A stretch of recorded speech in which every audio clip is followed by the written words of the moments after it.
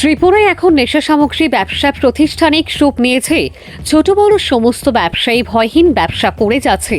বিশালগড়ের কৃষ্ণ সাহা নামে এক ব্যক্তি আগরতলা বাইপাস হয়ে বিশালগড় নামার বাজার হয়ে বাংলাদেশে গরু পাচারকারী লাইনের কাজ করছে দীর্ঘ বছর ধরে। পুলিশ জানার সত্ত্বেও আজ পর্যন্ত কৃষ্ণ সাহাকে আটক করা হয়নি।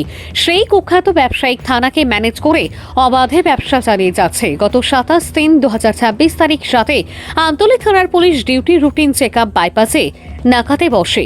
গাড়ি তল্লাশি চালাতে কৃষ্ণ সাহার TRO 7A1834 নম্বরের গাড়িতে বিশাল পরিমাণ গাঁজা উদ্ধার হয়। বাজার মূল্য প্রায় 60 লক্ষাধিক টাকা হবে, কিন্তু পুলিশ নিরীহ ড্রাইভারকে অ্যারেস্ট দেখিয়ে টাকার বিনিময়ে গাড়ির মালিক বিশালগড়ের কৃষ্ণ সাহাকে আজ পর্যন্ত জিজ্ঞাসাবাদ করার প্রয়োজন মনে করেননি। আমতলী থানার পুলিশের এই ভূমিকা প্রশ্নের মুখে দাঁড় করিয়ে দিচ্ছে বৃহত্তর পুলিশ মহলকে। ভানুচন্দ্রের report, Assam prime network. SI Ranabrata Ghosh সহ আমাদের PSS স্টাফ এবং TSR নাকা ডিউটিতে ছিল। এই সময় একটা গাড়ি আসে যার number TR07A1834 Bolero pickup vehicle.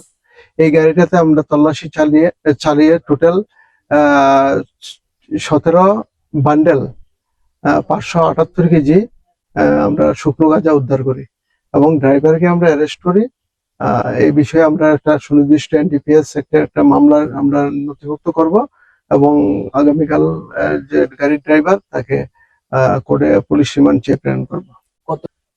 বাজার মূল্য অনুমান 57 লাখ টাকার মতো হবে, পার কেজি 10,000 টাকা করে। এটা আমাদের একটা ভেহিকেল চেকিং এর সময় এটা পাওয়া গেছে। অভিযুক্তের বাড়ি মধুপুর। এটা এখনো জানা যায়নি। অ্যাকচুয়ালি গাড়িটা মধুপুর যাওয়ার জন্য এসেছিল। আমরা নাকা পয়েন্টে, আমাদের পিছনের নাকা, আমতলী PSS নাকা পয়েন্টে আমরা আটক করি।